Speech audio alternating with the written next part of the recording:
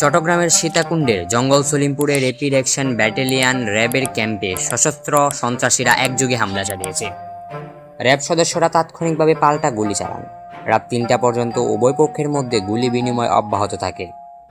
রোববার দিবাগত রাত ১টার দিকে হঠাৎ গুলিবর্ষণ শুরু করে হামলাকারীরা। বর্তমানে ওই এলাকায় থমথমে পরিস্থিতি বিরাজ করছে। একই সঙ্গে সেখানে আইন শৃঙ্খলা রক্ষাকারী বাহিনীর অতিরিক্ত ফোর্স মোতায়েন করা হয়েছে। র্যাবের দাবি, রোববার দিবাগত রাত ১১টার দিকে হঠাৎ জঙ্গল সলিমপুরে অবস্থিত তাদের ক্যাম্পে আক্রমণ করে সন্ত্রাসীরা। বিপরীতে তারাও পাল্টা গুলি চালায়। রাত 12টা পর্যন্ত উভয় পক্ষের মধ্যে গুলি বিনিময় হয়। শেষ খবর পাওয়া পর্যন্ত পুরো জঙ্গল সলিমপুরে থমথমে অবস্থা বিরাজ করছে।